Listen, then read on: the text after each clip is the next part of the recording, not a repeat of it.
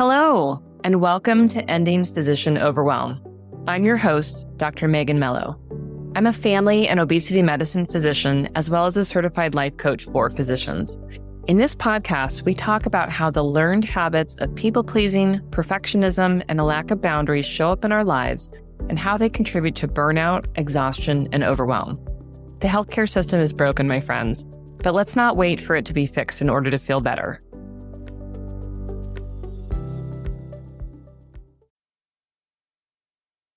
Hello, and welcome to today's episode.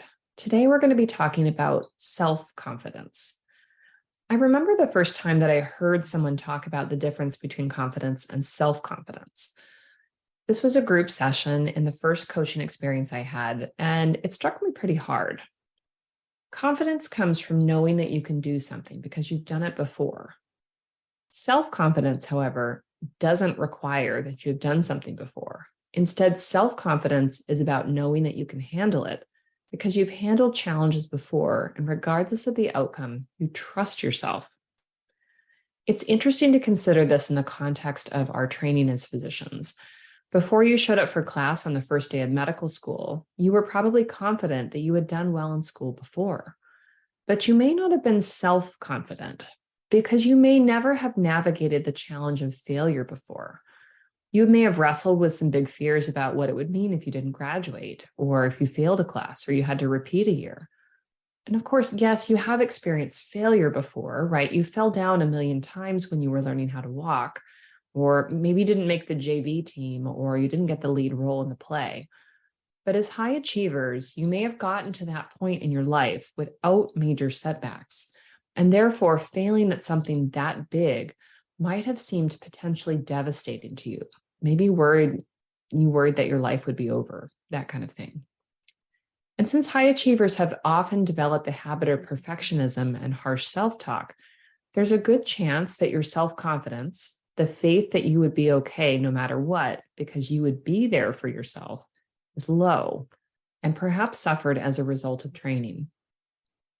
Our human brains serve us many, many automatic thoughts for our own self-preservation.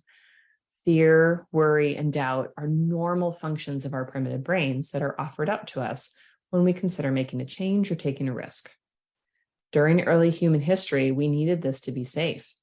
We shouldn't tease the saber-toothed tiger if we wanted to stay alive, right? But now, our brains often are sending us these messages of fear, worry, and doubt all day. And it doesn't usually serve to keep us alive. It often serves to keep us quiet, small, and suffering in silence. Don't try for that promotion. You don't know how to do it. Every time you try to eat healthier, you fail. So let's just keep eating this way. If you write very long, detailed notes in the chart, people will know that you're a good doctor. Does any of that sound familiar? Our training as physicians made our fear, worry, and doubt messages even stronger.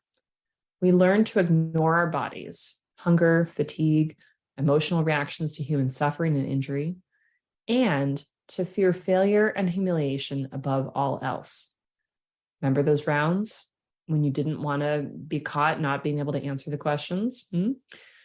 Wherever we started on our balances of confidence versus self-confidence, many of us paid more attention to growth in our achievements and comparing ourselves to others' performances than we did to cultivating trust in ourselves and failure tolerance. For many of us, this played out as donating time to our employers, writing intricately detailed notes, volunteering for extra work to feel valued, people-pleasing, and ultimately failing to develop skills in being accountable to ourselves. As we made ourselves more accountable, more responsible for the health of our patients, our ability to care for ourselves often suffered, leaving us emotionally numb or depleted. And we may have even started turning to food or alcohol or social media or overworking to avoid negative feelings, ultimately struggling with the notion that we are never good enough. Perfectionism and the habit of perfectionism are toxic to self-confidence because they put the fear of failure and the fear of shame in the driver's seat. And when fear is driving, you don't get very far. Conversely, when you have more self-confidence, You aren't afraid to try new things because regardless of the outcome, you trust that you'll be okay. That doesn't mean that you have no fear. Fear is still present, but it's no longer driving. It's in the back seat, coming along for the ride. Now, if you're in an arguing mode, you might start trying to poke holes in this idea, especially because as physicians, we encounter the consequences of people perhaps not having enough fear and having terrible injuries as a result. Slow down here. I'm going to tell you, you know too much. I'm not talking about the kind of fear that happens, justifiably so, when you're standing on the edge of a cliff and you're being careful not to fall off. Self-confidence that you'll be okay, even if you fall, is not helpful there. What I am talking about is the fears that keep you from asking for a raise, seeking a promotion, starting your own business, dating, or trying to make new friends as a grown-up. None of those things is dangerous.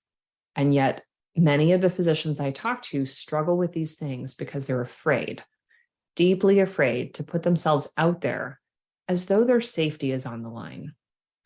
The idea of failing, of being turned down when you ask someone to meet you for coffee, or not getting the job that you want, stops us from taking action.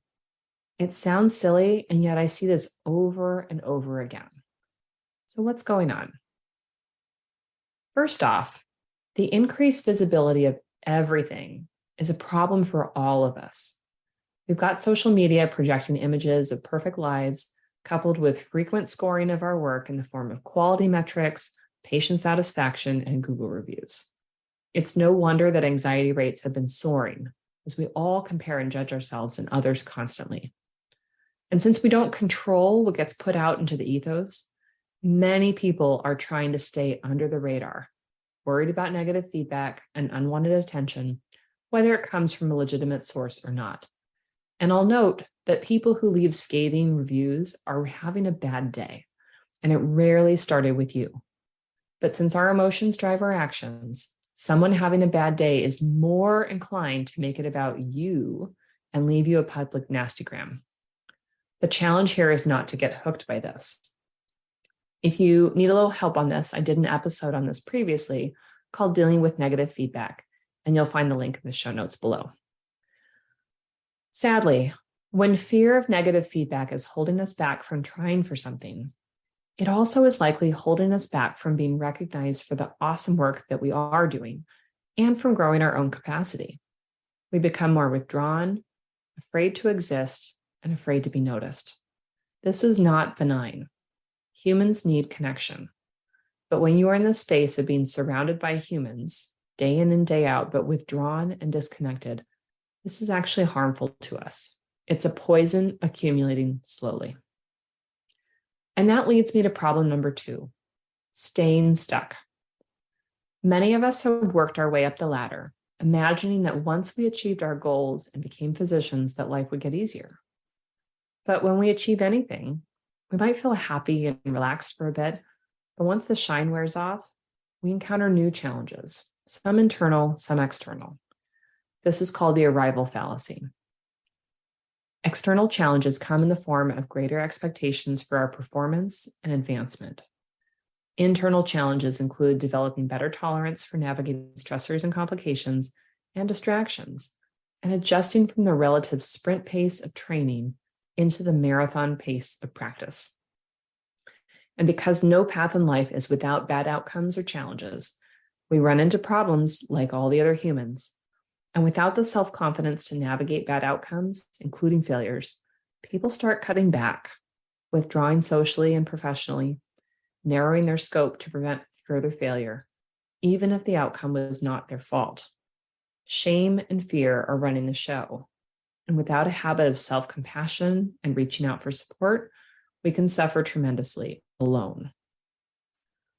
Finally, when we go through our lives this way, making our lives smaller, hiding difficult experiences and failures, not reaching out for help, not navigating through the difficult emotions, not only do future experiences have the potential to compound this experience, our judgment of others in similar circumstances often increases. Rather than reaching out to support others in pain, We may expect that they should experience the same heartbreak we did. If they're coming through it more easily, with more self-confidence and self-compassion, we may think they're blowing off the outcome, that they don't care.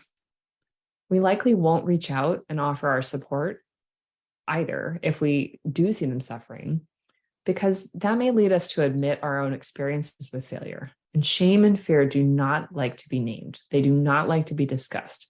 They are good at silencing us and further reinforcing the lack of connection.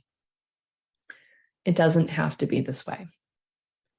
Shame and fear are difficult emotions to navigate, but they're also normal to the human experience, including ours.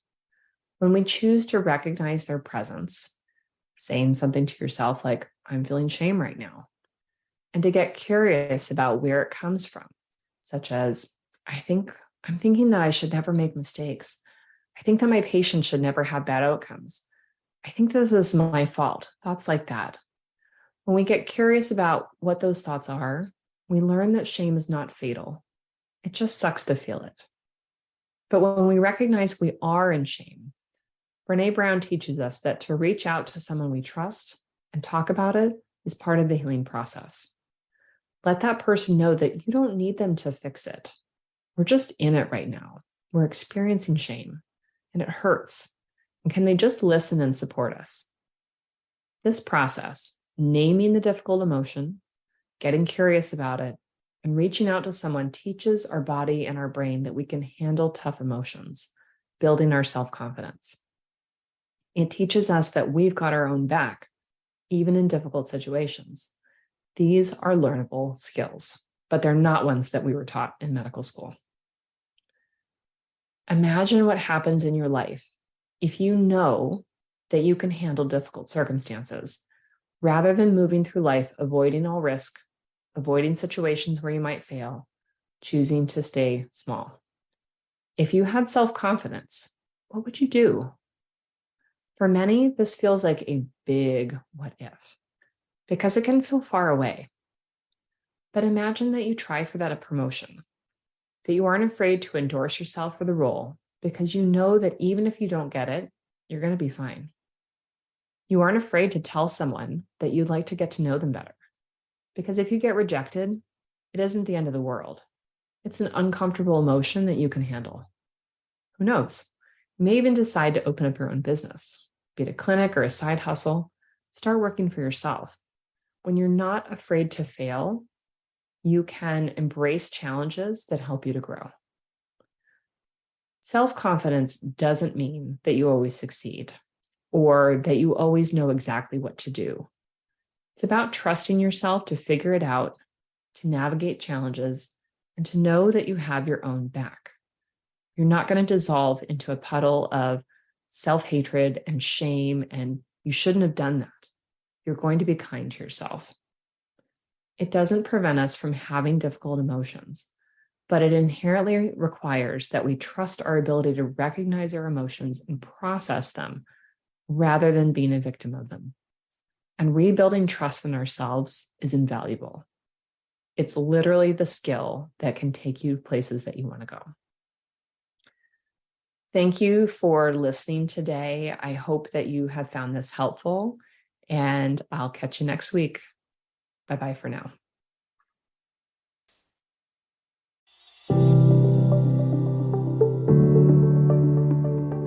Well, that's our show for today. Thank you as always for listening. To learn more about my coaching programs, head to www.healthierforgood.com. And if you love this podcast, please drop us a review on iTunes or support the show by clicking the link in the show notes. Until next time, take care.